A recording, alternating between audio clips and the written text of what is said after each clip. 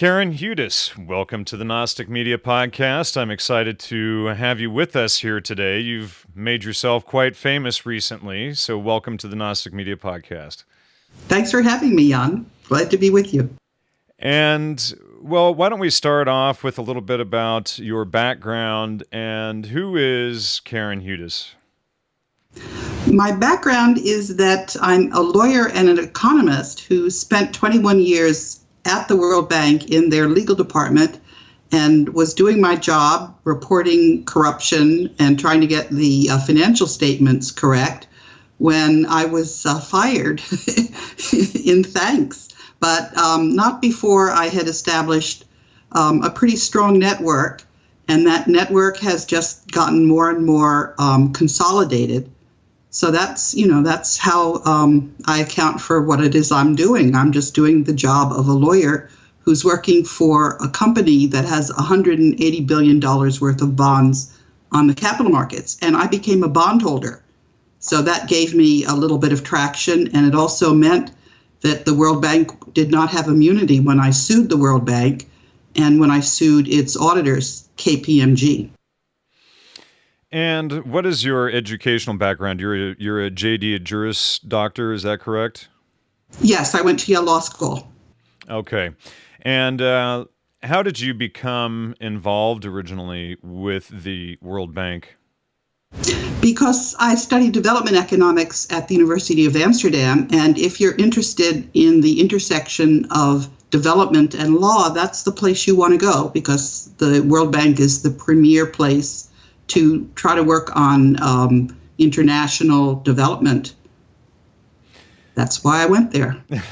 All right, so let's start off with just a little basic information. What is the World Bank? Well, I'll tell you what it was that I thought it was. I'll tell you what it is that it's accused of being, and I'll tell you what it is that I found out it really is. All right, that's very good. Yeah. The World Bank is the lending arm of the Bretton Woods institutions. They're called Bretton Woods institutions because there's a ski resort in New Hampshire named Bretton Woods, and that's where the conference was held of 44 countries in 1944, which was just when World War II was ending. And now there are 188 countries that are members of the World Bank. And I found out recently what was behind the Bretton Woods conference. I didn't realize it at the time because the gold that's been hidden for 50 years under a cloak of secrecy is now coming out of hiding. But it was Ferdinand Marcos who was behind the establishment of the Bretton Woods institutions. He's the one that funded those institutions, and they have a very important role to play, which is to make sure that the world's gold goes to the beneficiaries of a trust fund. The beneficiaries, that's all of humanity. It's the world's wealth. So that's why the Bretton Woods institutions were created. And I wanted to go there because I believed the stated purpose of the World Bank, which is to alleviate world poverty. And many of the people that work at the World Bank are idealistic and also believe in the stated purpose. And if you look at the treaty which was signed at the end of the Bretton Woods conference, it gives a lot of authority to the countries of the world. It's not your run-of-the-mill international organization. It's not one country, one vote. What you have is the votes are weighted. The strongest economies get the biggest votes, and there's a resident board.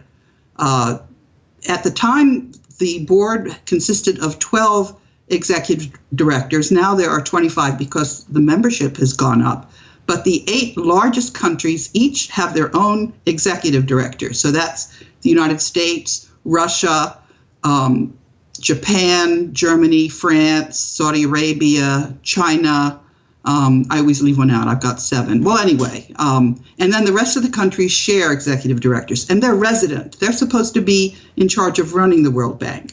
But what happened is a year into the existence of the World Bank, the president of the World Bank said, I don't want for the board to be making proposals. I think the board's job is just to vote up or down whatever the president proposes. And at the International Monetary Fund, the managing director of the IMF was always a European, could be handpicked by the Europeans, and the president of the World Bank could always be handpicked by the United States. That was called the Gentleman's Agreement, and the Gentleman's Agreement ended in 2010. I warned the U.S. Congress that the United States was going to lose the Gentleman's Agreement. It lasted for 66 years, but a very powerful political transition model was predicting that the corruption that I was reporting inside the World Bank was strong enough to undermine this Gentleman's Agreement. And that power transition model is very, very strong. I didn't understand at the time that the corruption that I was reporting at the World Bank was actually world corruption and that it had permeated the World Bank. I thought all I had to do was go to the U.S. Congress and report that the World Bank was not playing by the financial rules, and that would solve the problem. And so Senator Lugar wrote 3 letters to the World Bank in 2007 saying, don't fire this lady. And they promptly fired me. I couldn't explain why the World Bank thought it was above the law. But now I understand what was going on. And that is that the World Bank is like a microcosm of the world. And the World Bank was invaded by world corruption. There's a force. It's called a network of control by 3 mathematicians at the Federal Institute of Technology that studied who owns the companies that are traded on the capital markets, 43,000 transnational companies. And they found out that it's actually one mega conglomerate. It's a banking cartel. And that group thinks it's above the law, and that group has taken over the World Bank.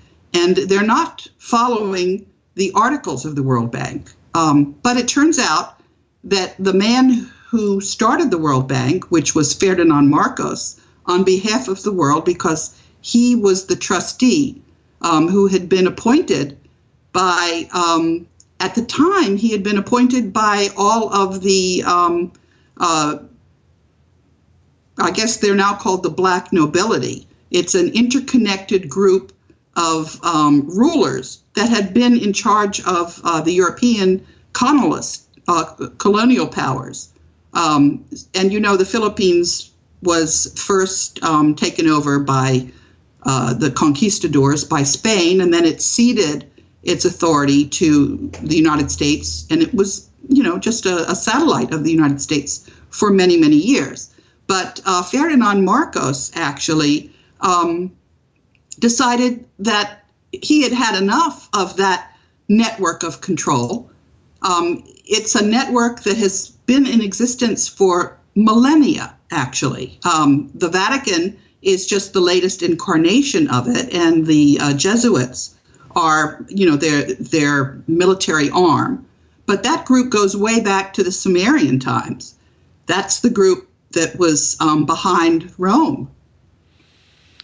All right. So who owns the World Bank? Is it this Black nobility that you're discussing? Or, and, you know, to me it sounds like, even though, you know, you think of Ferdinand Marcos, and then of course you can't go without thinking of Imelda Marcos and 10 million shoes. That's probably where a lot of the gold went.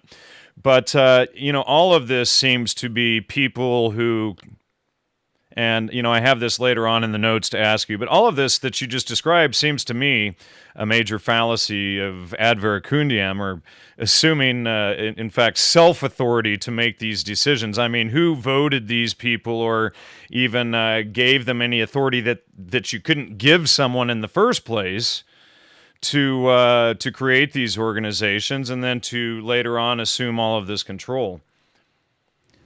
Well, what you have, if you go back through history, let's go back actually to the very beginning of humanity, which was in South Africa. If people study the DNA, it turns out that there was a mass migration out of South Africa.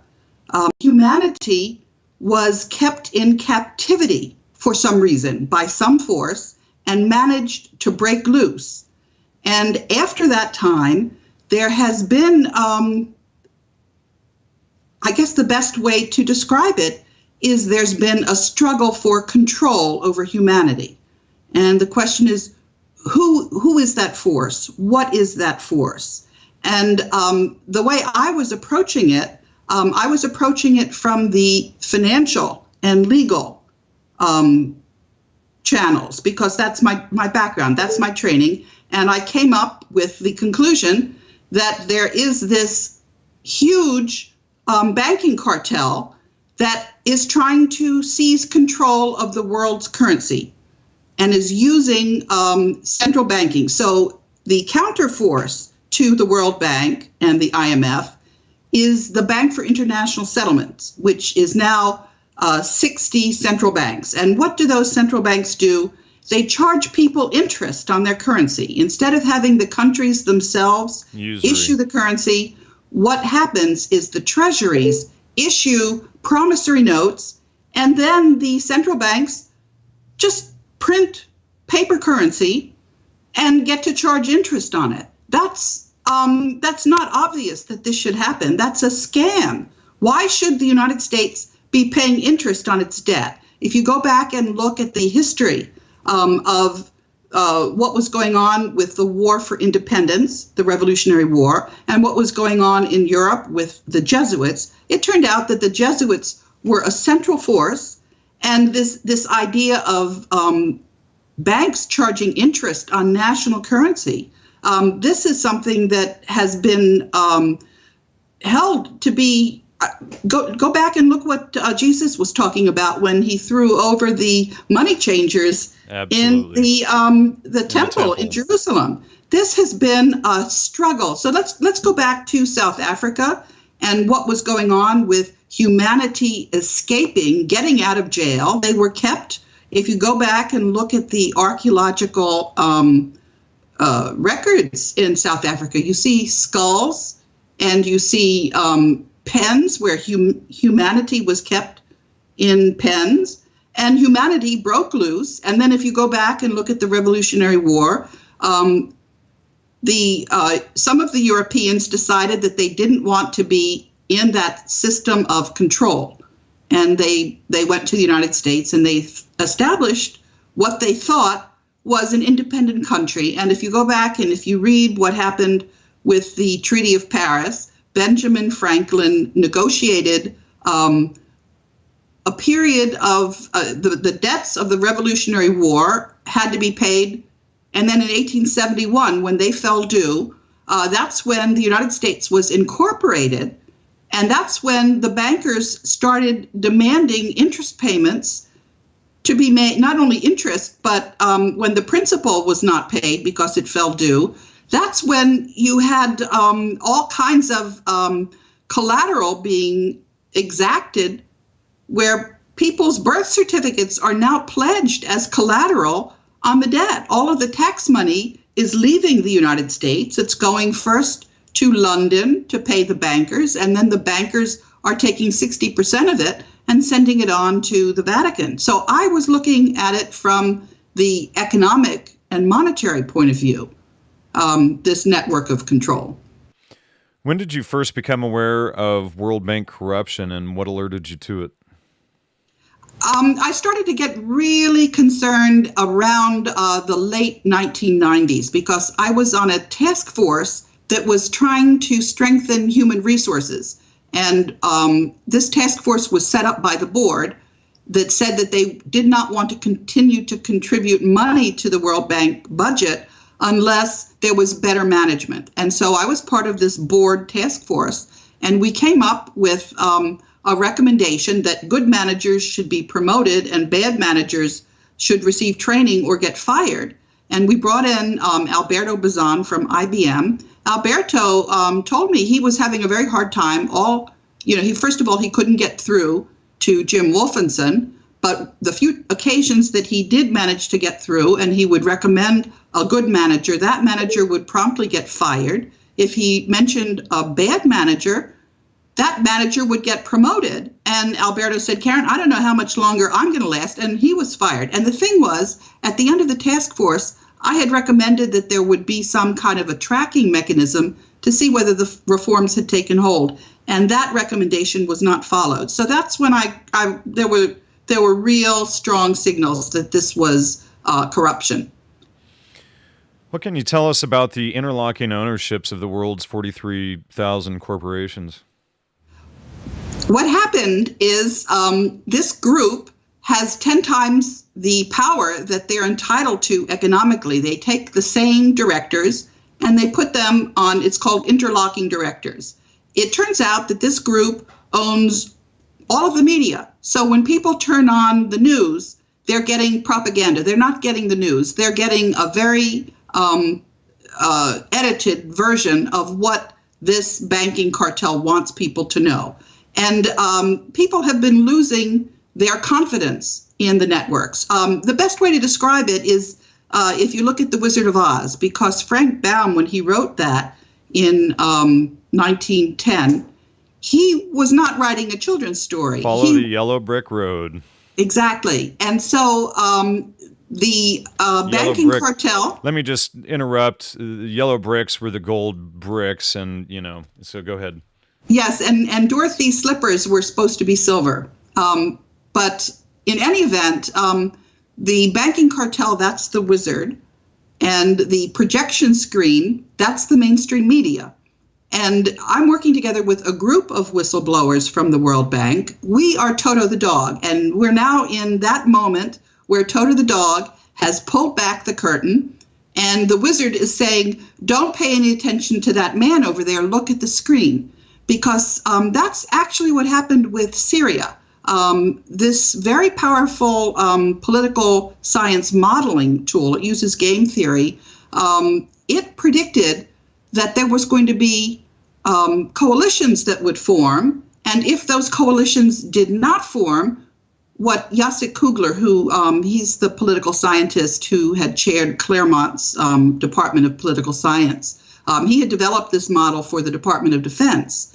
And he told me that we had 5 years to prevent a nuclear war in the Middle East. He said, this is coming if we can't develop the coalitions. Well, we have developed those coalitions. That war that we have managed to evade so far, that was Syria. And when the United Kingdom Parliament refused to have bombing because of this sarin gas, this was just what people call a false flag. People knew that it was not Bashar al-Assad that was responsible for the sarin gas. This was being shipped there by mercenaries as justification for what was going to be the beginning of World War III. So what's happened is that people are no longer believing these false flags. They're not believing the mainstream media, and they understand that that is just a projection screen. And there's been a lot of stuff going up on the projection screen. It's only been serving to further discredit.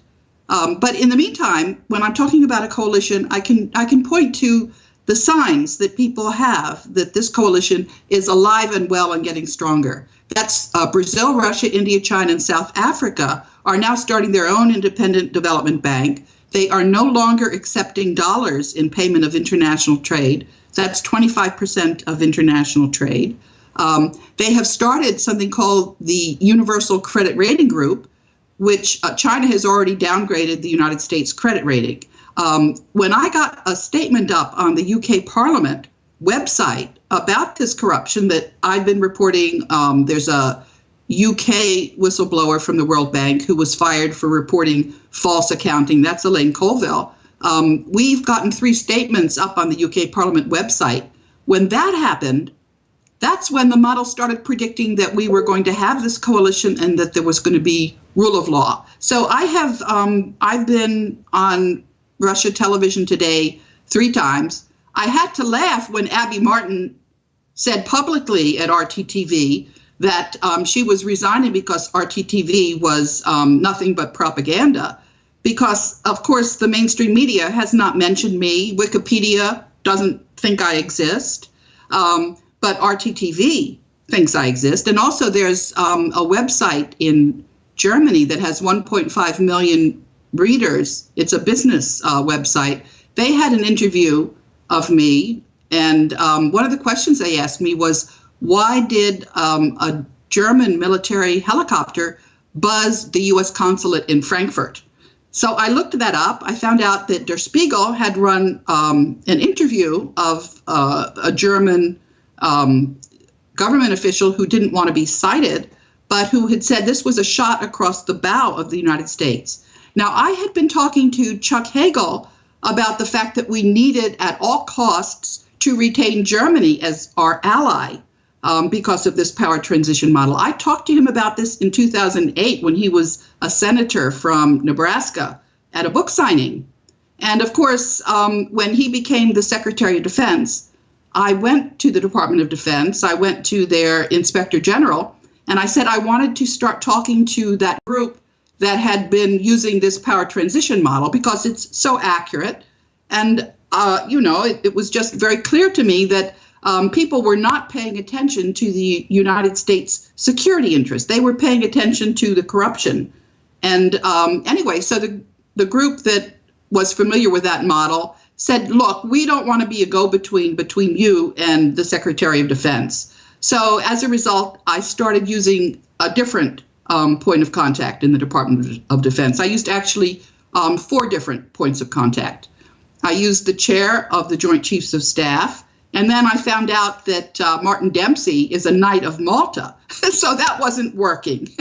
And then there's a person, Assistant Secretary of Defense named Peter Verga, who's the liaison to the Department of Homeland Security. And there's also something called the Governor's Council. There's one governor from 10 different states representing all of the different regions for the Department of Homeland Security. And that group is supposed to prevent martial law. So I went to that group and I said, you're not doing your job. You're heading us straight to martial law because you're not ending this corruption, which is going to land everybody in World War III. We're at a fork in the road. Either we have rule of law, we have accurate financial information on the World Bank financial statements to all of the bondholders. And of course, the governors have to regulate the capital markets in their states for the interest of World Bank bondholders in their states. And I've also gone to all of the ministers of finance in the countries because the bondholders in their countries are not getting accurate financial information. So I've used this requirement for transparency in the capital markets as a grid to get rule of law and to combat this corruption. And the power transition model is saying that we are going to have a dismantling of this banking cartel, that group is not above the law, and that there will be law. You say that whomever is behind these groups is in charge of 40% of the assets and 60% of the funds? It's 60% of the annual earnings of those companies. They are pulling those down. Yes, they're soaking up, and they're doing insider trading. They're also the group that is artificially keeping the price of gold down. But we're at a very important fork in the road. And I had a very interesting interview with Antal Fekete, who's the foremost monetary economist. He's the one who gave the keynote address when there was the centenary celebration of the discovery of gold in South Africa. So according to Antal Fekete, we are just at the very edge of what happened in the Dark Ages, which is when gold goes into hiding. Gold is a very special commodity, which is to say that there is a point when paper currency becomes it crashes. And so people who are holding gold at that point will not sell their gold for any amount of currency. No matter how high the price goes, they are just going to sit tight. The gold goes into hiding. And Antal had mentioned that there were 3 different ways that you can tell that we are just at the edge of that. There's a word that the gold traders use. It's called gold backwardation. That's when the price of gold for immediate delivery is higher than the price of gold for future delivery. And for example, we had gold backwardation in 1971, which is when the United States went off the gold standard. I am not advocating that we go back on the gold standard. What I am advocating is that we do not have what you call fractional reserve fiat currencies. That Sure. means that a bank can just print the dollars, base it on debt, and that's what the Federal Reserve is doing when they have something Sure. called quantitative easing. Well, and That's just another, yeah. it's like this article that came out from the Bank of London last week that exposed that it's not even actually really fractional reserve. It's somebody goes in, they take out a loan, and then the money is created. They pay back the loan, and the money is destroyed.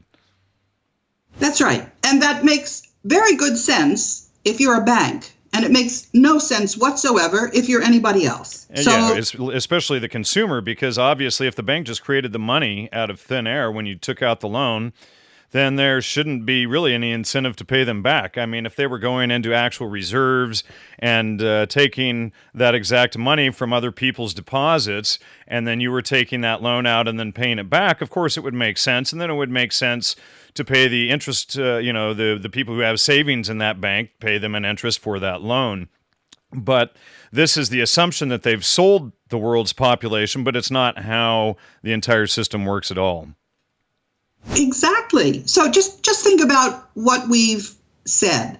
We have said that there is a banking cartel that is printing money, going out and buying real assets with it. They're buying the companies, the shares of the companies. With insider trading. And then they're manipulating the prices. Using everybody's labor after the fact to keep everybody essentially under control with the money that they've created out of nothing. And not only that, but they have bought up all our media, and they're sitting there spinning lies and not telling us what's really going on.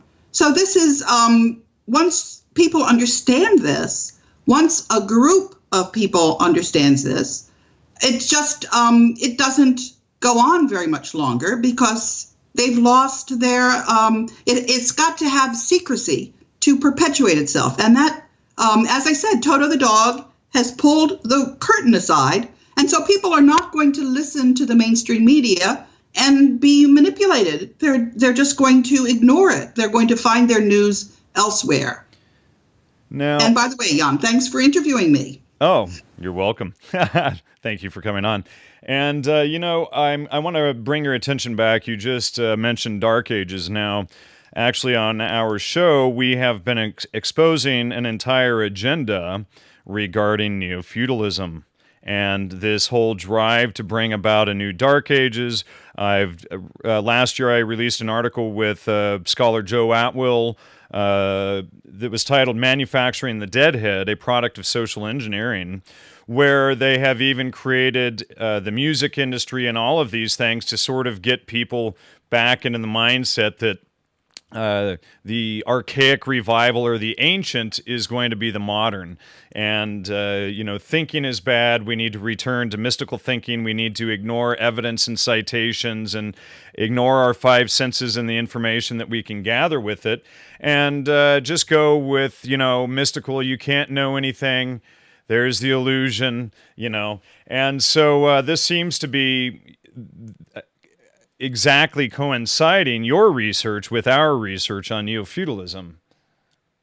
Yes, but what this group did not count on is they didn't count on the fact that we were going to be able to communicate with each other via the internet, and that there would be an alternative source of news, and that people were going to be weaned from their mainstream media, right, and that they were going to discredit themselves. They didn't expect this. And what they also did, they should have realized this.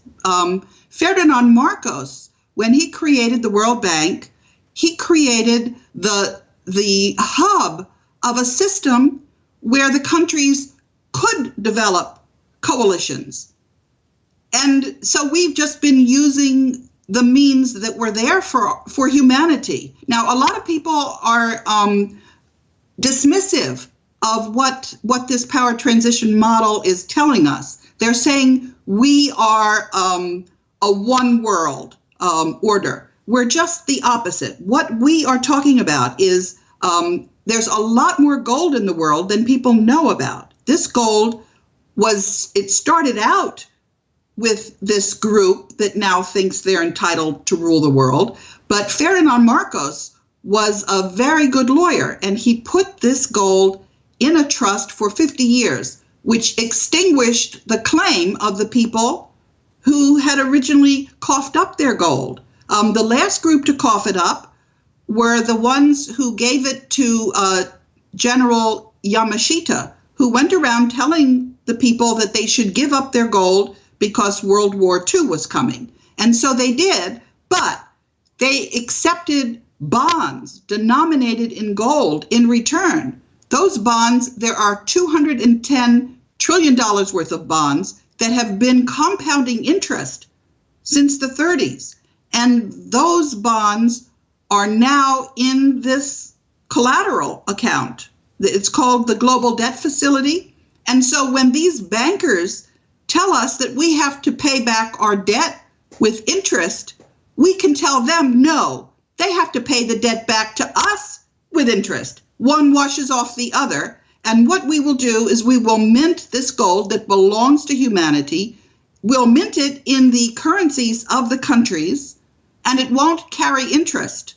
And all of the countries will then be free. We'll be free. We will have gotten ourselves extricated from this network of control. And it's the likelihood that this happens is 90 to 95%.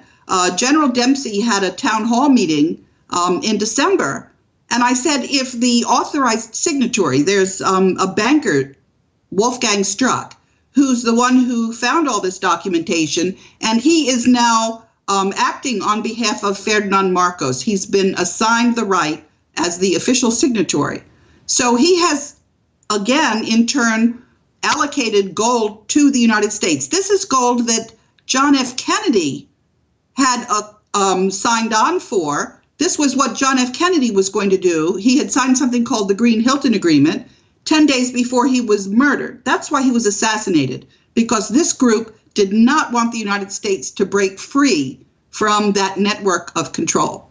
And so we're just simply going to implement what John F. Kennedy had in mind for us. And all of the other countries in the world are going to also have their own currencies. Now, that's just a piece of what we're going to do, because the idea is not that you have strengthened even national governments. We're going to have local currencies that are issued by the businesses in the region. So this is currency that Silvio Giselle had advocated back at the turn of the century. We are talking about undoing that system of control, but that's just one of the systems of control. The universities, for example, if you go and look at all the disciplines, that people are trained in the universities not to question. They're trained to follow the orthodoxy. If they don't follow the orthodoxy, they don't get tenure. Do you know who created that current system of education in the universities?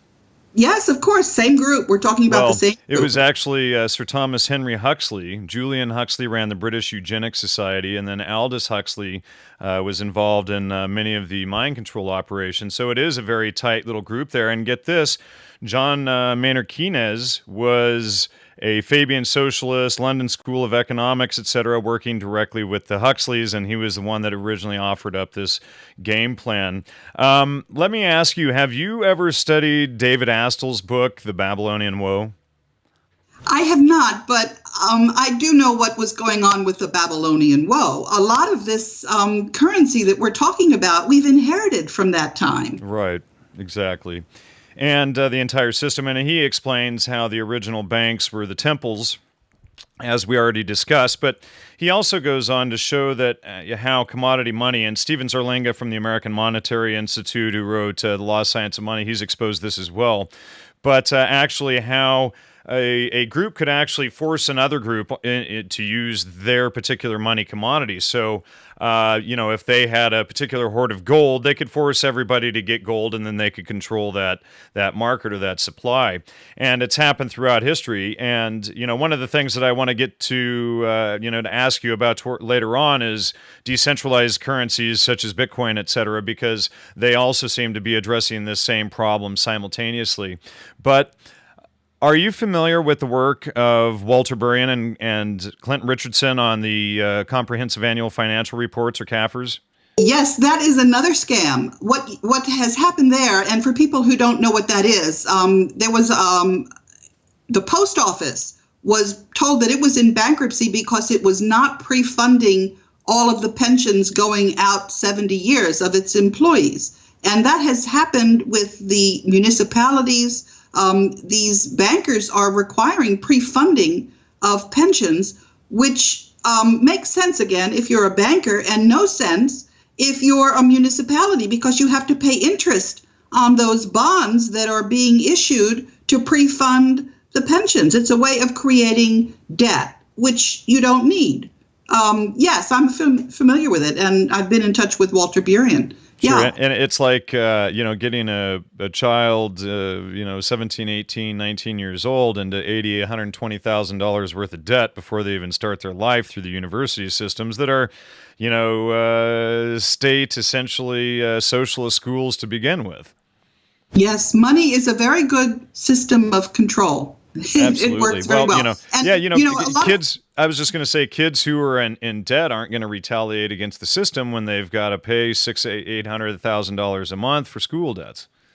So one of the ways to make sure that you don't get into this trap is to get rid of what they call legal tender laws, which say what currencies are supposed to be and what currencies cannot be. And so you'd let the purchaser and the seller determine which currencies to use. That was one of the things that the United States did with the petrodollar. We insisted that anybody, we struck a deal with the Middle East, and we said anybody that purchases petroleum is going to have to pay for that in dollars. So you get rid of the legal tender laws. That's one of the things that you do. And people accuse me of being a gold bug, and I'm not. I'm not saying go back to the gold standard. What I am saying is that we ought to mint gold coins, which I think would work admirably. Right. There is an issue even with the gold coins, though, that has been pointed out. One is wear and tear in the pocket, for instance, so it's got a natural inflation to it, and also shaving was a common problem. Well, I think, we can figure out how to get around those. They're minor problems, really, when you think about it. And if a country doesn't want going forward to have gold currency, they can leave the coins there, and then they can have their currency be asset-backed. Ecuador bananas. I forget which country it is that has. You can just think about it. Any country that has something that's worth anything could use that as the asset backing. But the reason that it needs to be asset backed is so that the currency retains its value, doesn't inflate. There's every good reason to do it that way. How has the U.S.'s failure to follow the law been leading to a currency war? That is the question. I'll tell you how this all started. When I went to the Securities and Exchange Commission, which is supposed to regulate the auditors, and I said that KPMG, which was auditing the World Bank books, was not allowing me to talk to the audit team about the corruption that I had seen. What was the corruption? I was actually working on the Philippines, and we were supposed to be strengthening their financial sector. This was at the end of the 1990s, the East Asia financial crisis. And the man who owned Philippine Airlines, Lucio Tan, bought up the employee stock in the second largest bank, Philippine National Bank. And that very bank was supposed to be sold to an independent investor. And once Lucio Tan bought all the employee shares, and he owned Philippine Airlines, which was in default on its loans to Philippine Airlines. So, I wrote a letter saying, "Dear government, now that Lucio Tan owns all of these employee shares," and he broke the securities laws because he did not report that he bought more than 10% of the shares of a bank. So I said, this guy who just broke the Philippine securities laws and is in default on his loans, this is not an independent investor for purposes of strengthening the financial sector in the Philippines. So here, Vinay Bhargava was the name of the country director. I want you to give this letter to the government saying that they're not going to get the rest of their money on the loan. It was $400 million that they were waiting to borrow from the World Bank. And instead of sending the letter that I'd written, he had me reassigned. So I didn't like that.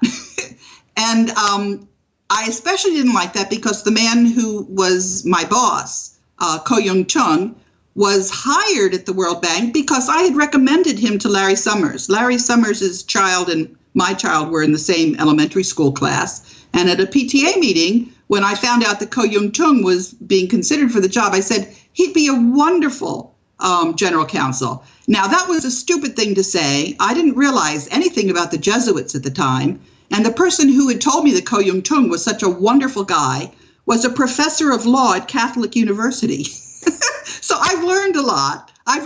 But anyway, so here's this guy who's my boss, who wouldn't have gotten the job if I hadn't recommended him, is leading to corruption in the Philippines. So I went and I told the man who represented the Dutch government that there was this corruption going on in the Philippines. And the two of us went and saw Jim Wolfenson and told him, that this was a terrible thing. And so Jim Wolfenson said he would take care of it. Well, I didn't realize that Jim Wolfenson was working for the Rothschilds. I took everybody at face value, but I've learned since what's going on here. If it makes you feel any better, 6 months ago I had General Albert Stubblebine on my show, and on my show he admitted as the Commander General of Global Army Intelligence that they had completely duped him.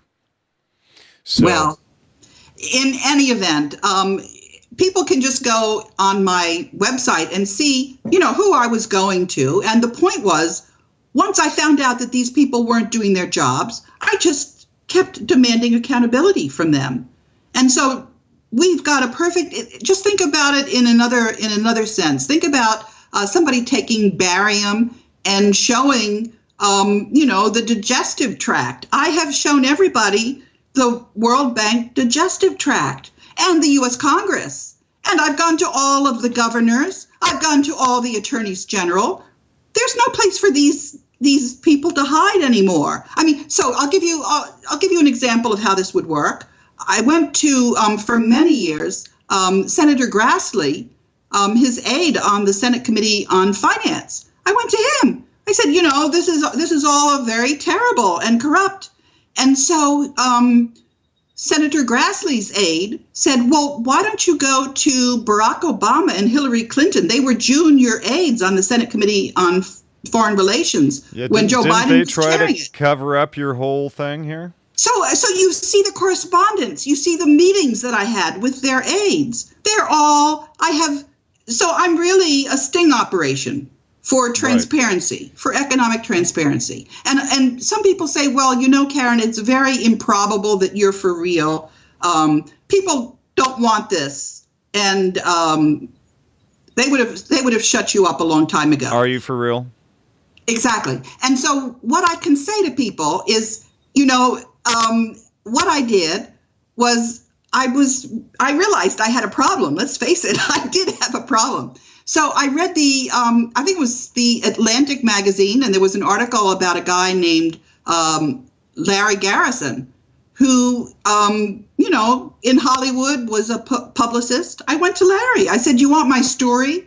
I will give you half of my story if you stay my publicist. And, you can see the interview that Larry Garrison did of me a couple of years ago, and he has stayed my publicist. So if something were to have happened to me, they were going to have to get rid of Larry, too. And it would have, in the meantime, there's all this information and noise. So they were just going to uncover the cover up. It's not like I have one document or two or three documents. Sure. It's that I'm talking about corruption. When did you first start to expose all of this? Well, you can look on my website. I went and I testified in the European Parliament in 2011, their Committee on Budgetary Control. Sure. When was the first time you woke up and went, my goodness, all of this is corrupt? Well, as an in-house lawyer, I did what you're supposed to do under the terms of the professional responsibility, which is to say I went up the corporate ladder. I wrote letters to the audit committee. When that didn't work, then I went to the Treasury Department. I was writing letters for about 4 years to the Treasury Department. It was only after all of this wasn't working, and I was nagging Larry Summers, that I then went to the Senate Committee on Foreign Relations. When that didn't work, I went to something called the National Advisory Council. That's when I involved the Fed, because the chairman of the Federal Reserve is one of the people on the National Advisory Council. And I wrote to them for about 3 years. You can see that on my website. And finally, I said to them, okay, guys, you're not doing your job. I'm going to go to the rest of the world. This is the letter that I've just written you. I am going to write all of the countries of the world. So I did. I've been writing the ambassadors in Washington. I've been writing the UN missions in New York. I just, it's all hanging out there. That's where it is. Let's talk about your firing from the World Bank. Were Biden, Obama, and Hillary Clinton actually behind the firing? Did they influence the people that got you fired? What happened was Senator Lugar and 2 other senators, Leahy and Bai, started a government accountability office investigation. So GAO, it's part of something called the International Organization of Supreme Audit Institutions. That's the go-to guy for all of the government auditors.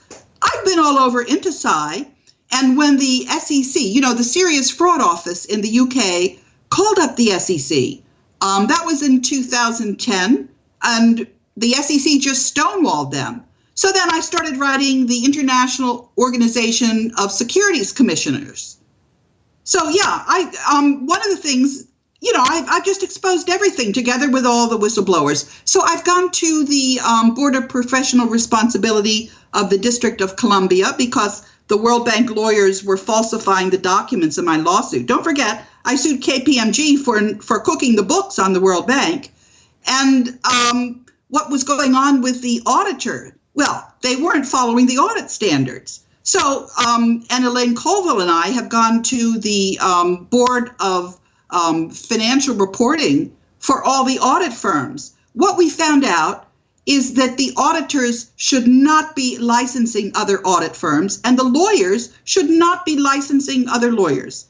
The boards of professional responsibility for the legal profession are just, there's no there. We've got to totally dismantle that. We've got to have the people who are hiring the lawyers and the law firms be the ones to license them. They've lost their right. They are totally crooked. That's it. How has the mainstream media railroaded your information? I'll give you an update, okay? CNBC called me and asked me to go to be on a show 2 weeks ago. This is the first invitation I've had. I can show you on my website. There's a letter that I wrote to all of the editors, the news editors.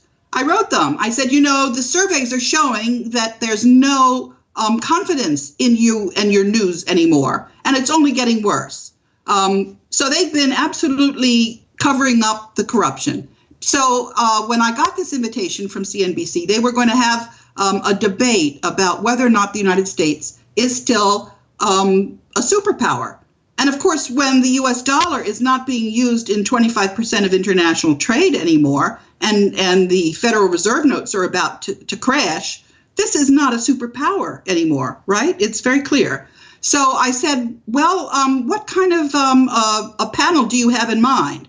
Well, there were going to be 10 people, and I was going to sit there and smile while each of those 10 people bashed me, and they were going to pick me up in a limousine. I said, I'm not so happy getting picked up in a limousine. I can find my way to your office. I said, and I'm certainly not happy. How much time are you going to give me on this panel? Well, they were going to give me not even a minute. I said, let me tell you what I'm going to say in a minute. And I said, I think you've got a serious problem with your credit rating because the Universal Credit Rating Group is about to downgrade the U.S. credit rating. I said, I'm going to say that in my minute of soundbite. Do you still want me on? No, they didn't want me on. So that's what you have with the mainstream media. And now people are turning to shows like this one in droves to get real information. So all the better for us and all the worse for them. And what is the game theory stakeholder analysis?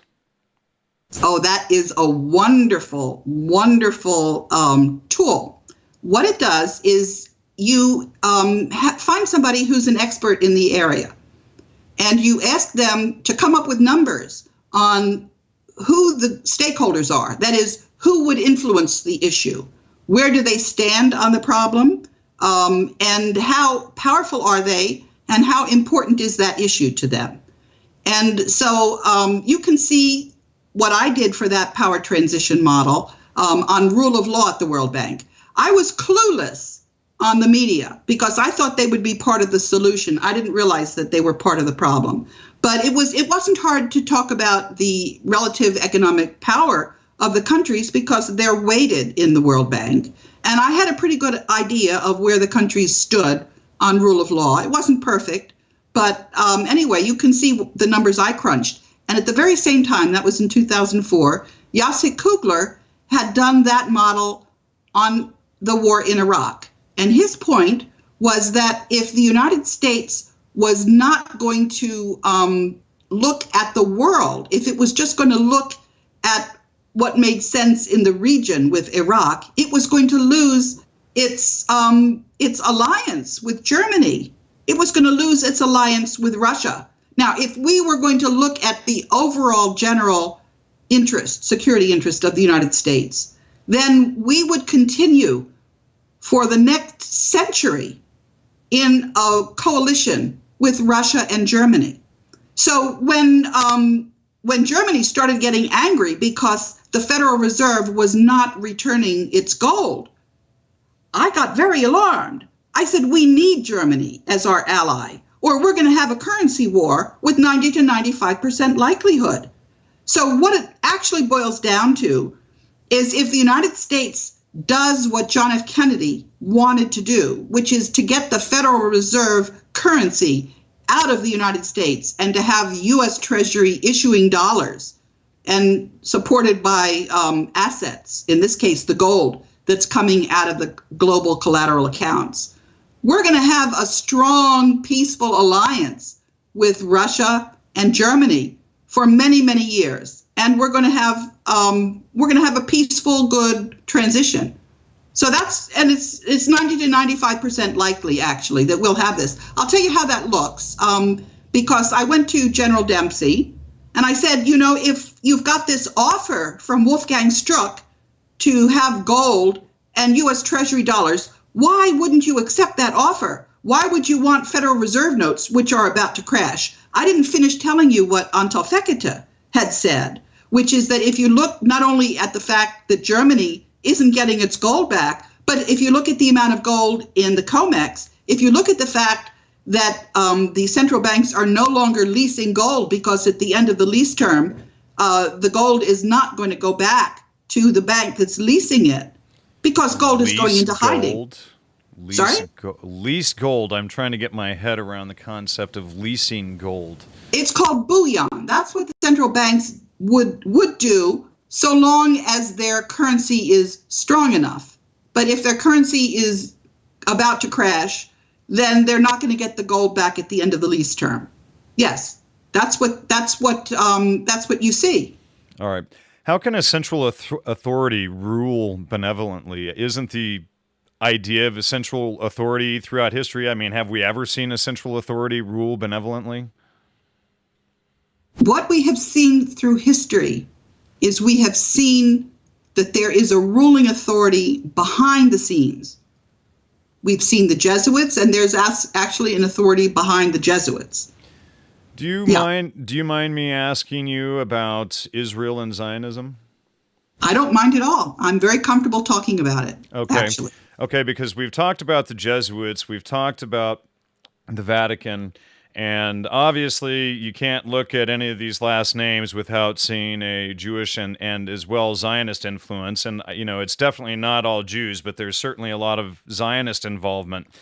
So what can you tell us about these connections into the whole thing and how these machinations work? Okay, let's go back to the beginning of Judaism. And this is controversial, but there are people that can back up these statements that I'm telling you. And let me start out by saying that I didn't know this, but when my story about the control in the financial sector got out, I got a lot of information about what was going on with the Jesuits. because they're masters setting one group up against another. There's King Juan Carlos, who's the head of the Farnese Continuum, who's a high-level knight of the Equestrian Order of the Holy Sepulchre of Jerusalem, Sacred Military Constantinian Order of St. George, and a Knight of Malta. And he's got a competitor, the Prince of Naples, Vittorio Emmanuel IV, who likes to consider himself as the King of Jerusalem. And he's the commander of the canton in Switzerland known as Geneva. And Geneva and Zurich are important to the financial system. But the capital of Switzerland is Bern, which is the home of the Vatican Embassy, which is right across the street from the Universal Postal Union, which controls the commercial world. Then there's the Pallavicinis. Don't forget Bernard von Lippe-Biesterfeld, who was father of Beatrix Wilhelmina Armgard. Now, this is on the Vatican side. What you had before that was, go back to when Judaism was just starting with Moses. If you look inside the pyramids, Akhenaten was Moses. Who was Akhenaten? He was not a Homo sapien. He was a hominid. That's another species that has been on this planet and was on this planet before the Ice Age, 9,000 years earlier. If you look at all the pyramids all over the world, they're not just in Egypt. There was just one discovered in the Crimea, in the Ukraine. I just got a beautiful picture of some pyramids in Indonesia. And you can see off the coast, there's 400 feet of water that's now higher, which is covering an ancient civilization. So what you have is the organized religions are also a system of control. Sure, of course. I am not saying that there is no spirituality. I'm saying something much more profound. I'm saying that our actual prophets had a message which has been gerrymandered deliberately, so that we would also be as manipulated in the spiritual realm as we are in the currency and financial realm. So this same group that's behind the system of control in the financial sector is also behind the system of control in the organized religions. What evidence do you have to support the other species? Being a lawyer, you know I'm going to ask for the onus of proof.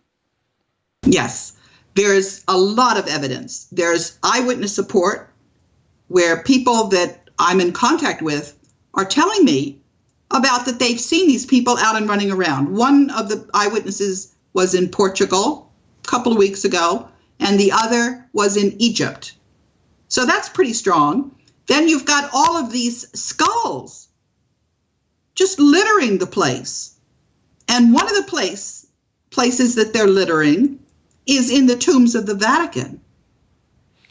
Okay, now... And so I think there was a burial site in France where there was also a skull of this species. So that's one. You see the evidence of their civilization. Is it possible that that's a distraction, though, to keep us from who is really behind this stuff, to look for some other outside answer instead of focus? Because, I mean, when we look at the last names, Goldman Sachs, etc., we do see a lot of Judaic names or Ashkenazi, especially names behind this stuff. And I'll grant you, the Italian families and things like that. In fact, Venice comes from the word Phoenicia. And so we have a direct tie there as well, going back to ancient Babylon, etc. Okay, let me tell you, I'm Jewish. Okay. And I went to my synagogue at the end of Purim. And I had been talking to some of the people, some of my friends, about the fact that you've got a lot of evidence of Moses having been Akhenaten, having been a Homo capensis. And what happened at the end of, I was leaving the synagogue and it was very crowded. Some guy ahead of me socked me in the jaw with his elbow. I nearly passed out from the pain. I have never been hit so hard in my life. So I'll tell you what I did. First of all, I wrote the people in my synagogue and I said, I'm talking about difficult things. I'm not doing it for the hell of it. I'm doing it because we need to come to terms with these difficult things, because we can either go out of existence or we can deal with our problems like a family. Which would you rather? Okay? I said, I'm not going to be setting one foot back there until I get an apology. And I've heard from a couple of members, but it hasn't been like an apology. That was for starters. Then I wrote an email to the government representative on the board of the World Bank, and I copied all of the other executive directors. And I said, we have corruption, which is not being resolved at the World Bank, and the World Bank financial statements are inaccurate. By the way, I didn't mention that 188 ministers of finance reinstated me as the acting general counsel, but I couldn't get in the door because the security firm is owned by the banking cartel and won't let me there. And they've been fired. So I'm actually raising money to be a performance guarantee for the firm that was hired to replace Allied Barton. That's on Indiegogo. But anyway, getting back to this business about what's going on with Israel. So I've been on a couple of radio broadcasts, and I've told them about this issue about whether you've got groups who are betraying their species, and are these groups of specific religion? Because if they are, it's time for that religion to be part of the solution and not part of the problem.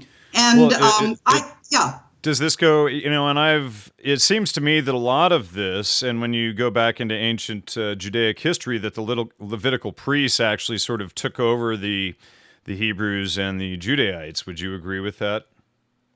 It was from the very, very start, because if you look up the word meter in Wikipedia, you find out that the high priests who were working with Moses when they were wandering around the desert, they were wearing these funny headdresses to hide the fact that they were coneheads. So it's really, I'm not saying that Judaism is bad. I'm saying that there are aspects of it that were put in there to control humanity. Absolutely. And we have to come to grips with them. Well, and not only that, but, there in the Talmud, for instance, there are very explicit instances of racism and, not being honest with Gentiles, etc., that, all of this sort of racism, whether it's Christian or Islamic or Judaic, etc., New Age, whatever, it should all be laid up on the table and, for everybody to look at and discuss openly and say, hey, this 2,500-year-old racism needs to go out the door here. That's right. And by the way, one of the really wonderful things that I got in the mail one day was a letter from a Catholic who was giving me websites of all of the Catholics who are working to get the rot out of their religion. I am not anti-spiritual. I am not anti anybody's religion. I'm saying we have to come to grips with what is not working and fix it. Nobody wants their priests to be pederasts.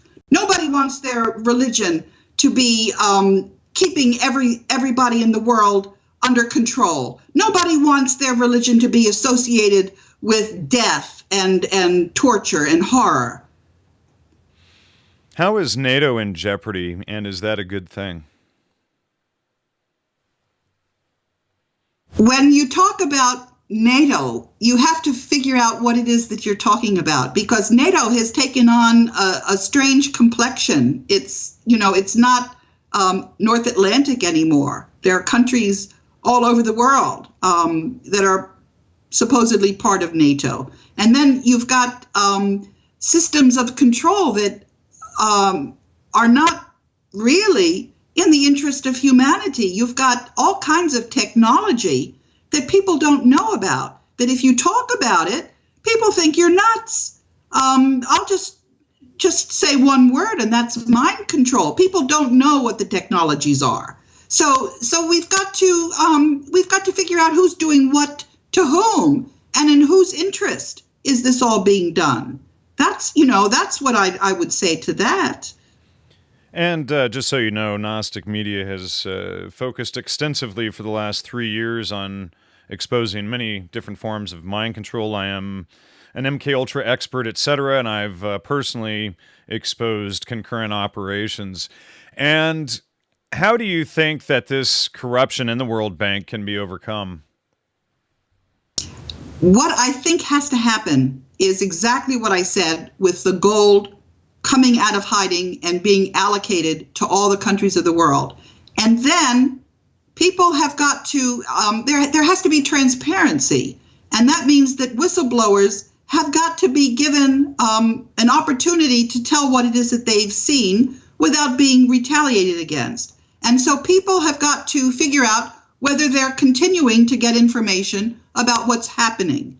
And if the World Bank is not prepared to be transparent, and that means real transparency. Now they have some kind of a fake transparency. I mean real transparency. I think that people should be discerning to figure out what information they're getting and if it's enough information. And if they're not getting enough information, I say they don't need that institution. And they've got to be really very strict about that, because there aren't that many people that are going to put everything on the line to inform people. I mean, one of the very saddest things I've seen in a long time was testimony to the U.S. Congress of some young girls about the torture that they had been through using MK Ultra mind control. And the U.S. Congress did absolutely nothing whatsoever with that information. So I think anybody that's listening to this radio program has got to ask themselves, they say people get the government they deserve.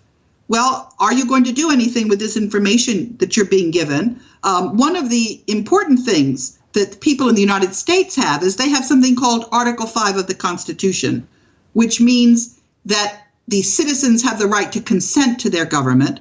And more than 2/3 of the state legislatures have asked for an Article 5 constitutional convention. There's been so much disinformation on this. People are saying that they don't want this constitutional convention because they're afraid they'll lose their constitution. In the first place, all that happens is an agenda is drawn up and people get a chance to ratify what's being proposed. It's not that you'll lose your constitution. You've got to have 3/4 of the states approve whatever comes out of the constitutional convention.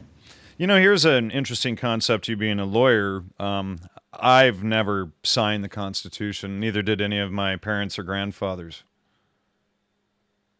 It's a contract, right? But how can you be held to a contract that you didn't sign? Because it is a fundamental contract of the people, by the people, for the people. Well, but when you look at of the people, and like Clinton Richardson, for instance, even the word people is capitalized, etc. So that means a specific group. It's not meaning the general masses. And so, these people obviously usurped authority and then had a constitutional convention and then signed their names assuming authority. Your average farmer, etc., they weren't there. They couldn't take 3 months off to go up to this constitutional convention, etc. And then the issue is that under natural law, you can't be held to a contract that you didn't sign. And, the general masses, even when you look at the disinformation campaign around the Constitution and the Federalists and the Anti-Federalists, there was a huge media campaign by the Federalists to keep, the points of view that were from the Anti-Federalists completely out. In fact, the word Anti-Federalist was used as a sophist attack to specifically spin the media to make them look like, the negative people on the entire situation. But what you had was a decentralized confederation of states that work together versus this centralized authority that then usurped power and then brought us to this current situation that we're under today and fighting with the central bank. The central bank and the Fed sort of going hand in hand there. Would you? What do you think about the idea that whistleblowers or this law that's supposed to protect whistleblowers was actually put in place as sort of an alarm system to alert bad doers that somebody was onto them? Yes, because I can tell you that one of the organizations that I originally went to, because I thought they were going to be part of the solution, it turned out that that's exactly who they were and what they were doing. But let's get back to your first question about the underlying compact, and that is, we're, for better or for worse, when we come into this world, we have inherited a system from our ancestors, and it's our responsibility to make it better for our children, really, and for there to be some kind of to be grateful for what it is that's good that we've inherited. And what I can say that we have inherited is we've inherited a huge struggle, but we've inherited a struggle that we're in a position to win.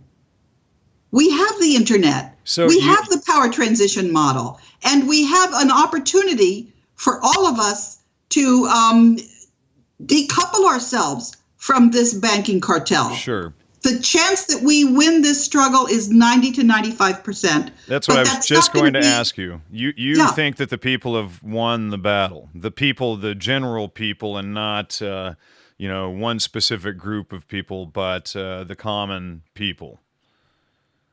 Yes, we have, but we have got to get our act together with what it is. We are now in an opportunity. Let's put it this way. We will find out if we get our currency minted from gold and we no longer have Federal Reserve notes. Yes, we will have won, but that will just be the beginning, and we will have to try to make progress and to continue to make progress. And it's not going to be easy. There'll be one step forward and a half step backward or whatnot. But we're going to have to learn from our mistakes and be accountable and make this a better world for our children. But the most important thing is we have to continue to have a world, which we will not have if we continue to accept this banking cartel and the wizard behind the curtain. It's time for us to get that wizard out of the projection booth. What other whistleblowers have come out? And you mentioned one earlier, have come out about the World Bank. Well, there's Elaine Colville. There's a whole group of us. Some of us like to have the names mentioned, some don't. But there's a guy from Ethiopia. There's a guy from India. There's one from Mexico. And of course, I've been working with the people that are working on the Article 5 Constitutional Convention. There's Dan Marks. There's a wonderful film producer, Edmund Drille, who just did a small piece on his film Banksters Made Off with America. And then there's Ed Spencer, who's a retired neurologist. He's the one that was telling me about the Homo capensis. So yeah, there's a whole group of us, and we're sharing notes. There's a Japanese journalist. Japan is a very important country. I think Japan may be one of the first countries that extricates itself. Iceland has done a good job. So is Hungary. We're poised to get our world back. Iceland just arrested more bankers this week, and also this last week, Iceland also launched their own cryptocurrency, Aurora Coin, and I wanted to use this as a launching point for a moment to talk about Bitcoin and what do you think about Bitcoin as a decentralized currency. It's also got the capability of, in the new stuff that's coming out right now, it's going to have the capabilities of escrows, contracts, et cetera, built right into the software that is the coin. And then it's a distributed ledger that anybody in the world who uses it has a full copy of. So there can't be any fractional reserve banking or creating loans out of thin air, et cetera. All of the issues as far as my study has gone on it, and I've studied it for about 6 months extensively, but it looks like that it also answers the problems that you've also laid out here regarding the World Bank. What do you have to say on that? Well, Bitcoin is not the only cryptocurrency. Absolutely. And I think I like the idea of there being a wide choice. I like it as a payment option. I do not like it as a store of value. I would not be happy if the internet went down and all I had was cryptocurrencies. So I think it's got its place, but I certainly don't think it's the same thing as a gold coin. Right, and there are mesh networks being set up all over the place as well, and it can be sent through email, and all sorts of ways are coming about. And so, if one person anywhere has a copy of this ledger, essentially, if any part of the network comes back up, it would be functional. But they would literally have to shut down the global internet, including their own services, etc., to stop it. And being cryptography itself, it is designed to get around things that are there to try to stop it. Well, I can just tell you that I have been dealing extensively with the internet. I've had analyses of my computer where they told me that there were 18 different groups watching to see what was happening in my computer. So I would not. Do you want to wave to them now? I have like 23, so let's give them all a wave. You know what I mean. I've got so many disinfo guys that are clearly upset from my research, especially on MK Ultra. I mean, they just clamor, as I'm sure you're fully familiar with. They're everywhere. You go online, and no matter what you write or say, they take every word that you say and they spin it exactly the opposite, etc. Well, I was captain of the NYU fencing team. Oh, yes, I remember hearing that. Yeah, so all I can say is that there's very little that I haven't seen, but I'm always waiting to see something new. You're a sword fighter, so you're just there waiting for the next move, seeing what they've got. That's my opportunity. That's my opportunity. That's when you score. I had a Hungarian fencing coach, and it was really incredible. He made so much noise on the attack, and if I was going to cringe, I was going to be unable to respond. So I learned that was my opportunity to score. He drilled it into me, and that has stood me in really good stead.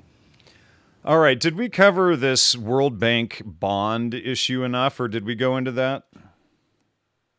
I'm trying to remember if we did or not, just to make sure. Why don't we cover this World Bank bond and how you use that to regain access?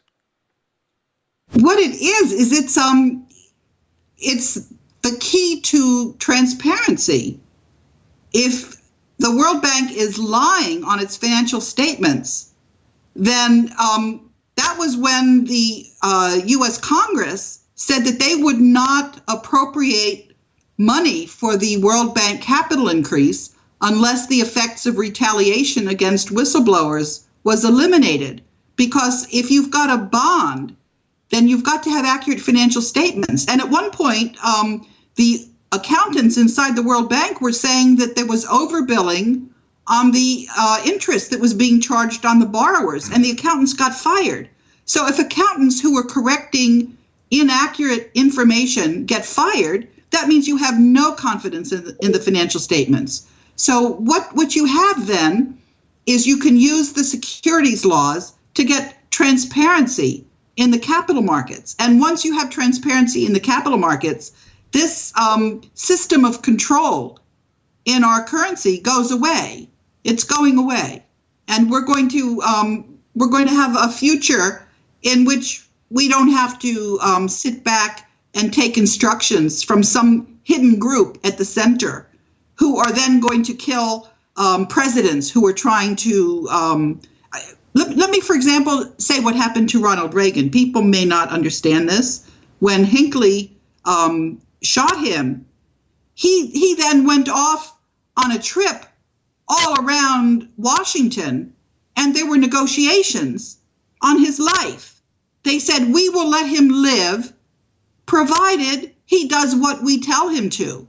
And that was when the Jesuits were recognized, because they were no longer recognized after they assassinated Lincoln.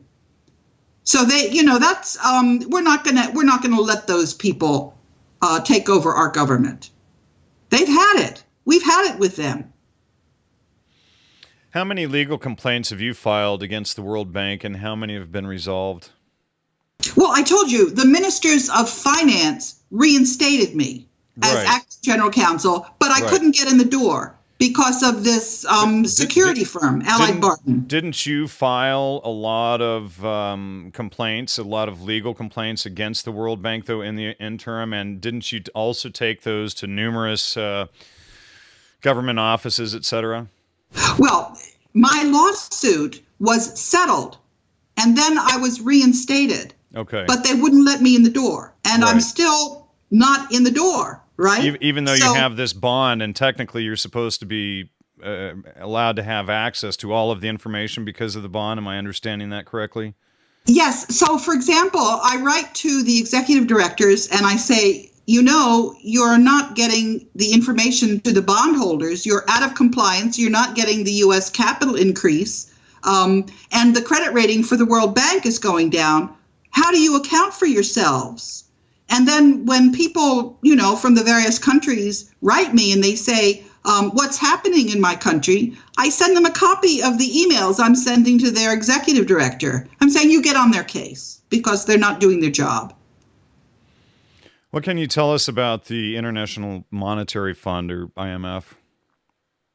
Well, let's start out with what happened to Dominique Strauss-Kahn. He was starting to ask about the gold. That's why they ran him out of town. Now, 3 years before that, he had an affair with a Bulgarian woman, and then the Wall Street Journal started, exposing that fact. And so I went to him and I gave him information on what had happened with Robert Zoellick, who, by the way, when Mitt Romney selected Robert Zoellick as his national security transition planning chief, you could see, that there was going to be Tweedledum and Tweedledee as opposed to Barack Obama or Mitt Romney. And when there were presidential debates, it used to be that the League of Women Voters would run the presidential debates. And then they decided they would rather just have a presidential commission that wasn't interested in asking any decent questions. So I went to CBS. I had already told CBS about what was going on with Robert Zoellick. And don't forget, Elaine Colville and I had been talking to the UK Parliament. And the guy who was then the Minister of Development, I'm trying to remember, he got into a huge kerfuffle. It was called Plebgate. I can't remember his name. But anyway, so they linked, I think it was David Cameron went on CBS and was just totally raked over the coals. And I still can't remember the name of this Minister of Finance. But anyway, so CBS knew very well about all the corruption at the World Bank. And so when it came time to have the presidential debate, I said, why aren't you going to be asking about international corruption? Well, they couldn't be bothered to have the American people know what was at stake when they had the elections. So, I mean, that's the way the mainstream media works.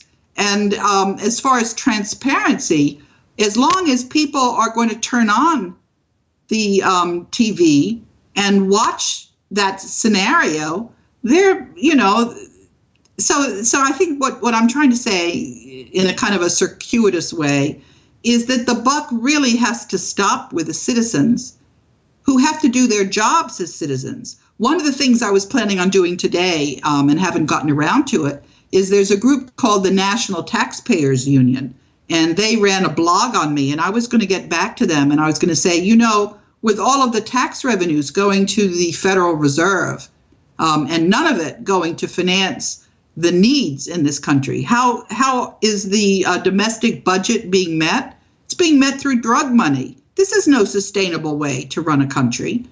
So people have got to start demanding accountability and straightening things out.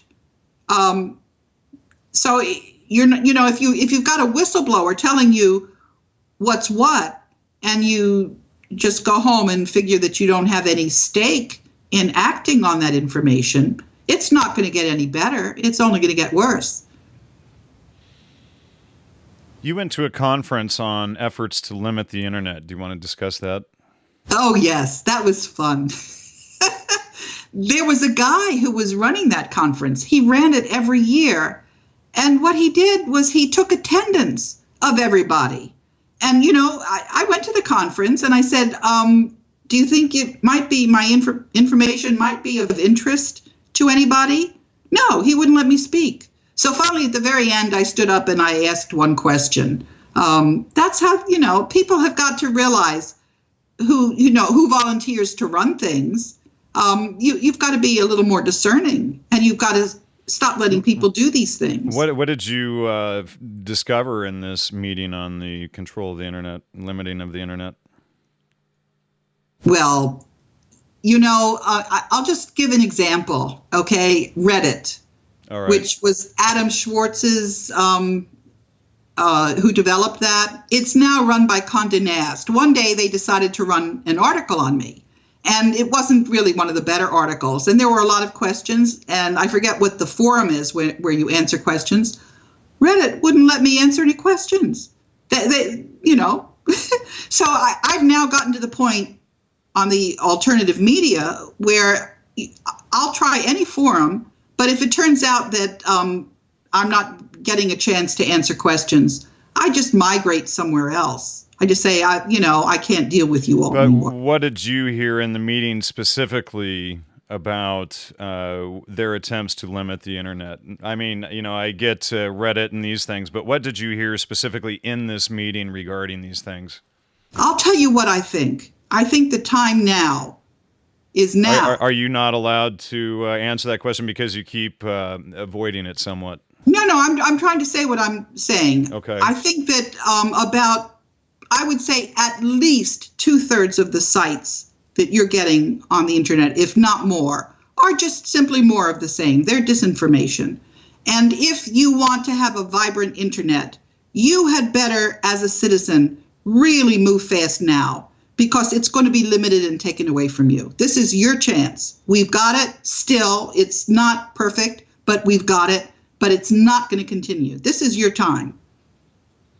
Is that an answer to it really doesn't answer what you heard in those meetings specifically and the types of things that they discussed, but I assume that you're not. It was an open conference. It was, okay. It was all the big names getting up on the podium and giving speeches. If there was anything else going on at that conference, I didn't find it. But did they? What were some of the key ideas that they came up with for limiting the internet and people's access and disinformation or whatever? Can you talk about that? That's not what the conference was about. I mean, okay. if that was on the agenda, I missed it. Okay. It was just the big names that were there selling their books. And what is the single most important takeaway point that you would like the audience to understand about your work, the World Bank, and this interview? That we've got a 90 to 95% chance of taking back our world, probably for the first time. But if we blow it, that's it. It's not going to happen again, because the internet will not be there for you. We can use it now. You're hearing me now. Right. And when I say me, it's because it's a group of whistleblowers. And maybe there's information that I'm unaware of, that I'm saying it wrong. I mean, I have gotten some things wrong, but I have always corrected things, because it's vitally important for people to take back our world. And this is our chance, and we can do it. But not if you just sit there on your duff, because it's going to be taken away from you then. And would you like to give out your websites, any contact information that you would like to have? Do you have a book by chance? What I have is, I've got my website. It's kahudes.net.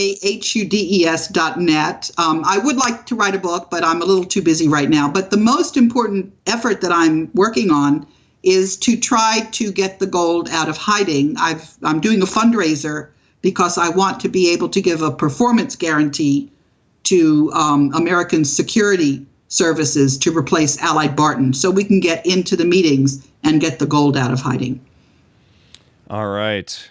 Karen Hudes, thank you so much for your time with the Gnostic Media Podcast here today. And keep up the good work exposing the World Bank and also IMF and this whole corrupt system that you've been involved with. Thanks for having me, Jan. It's been great. All right. And that is a wrap.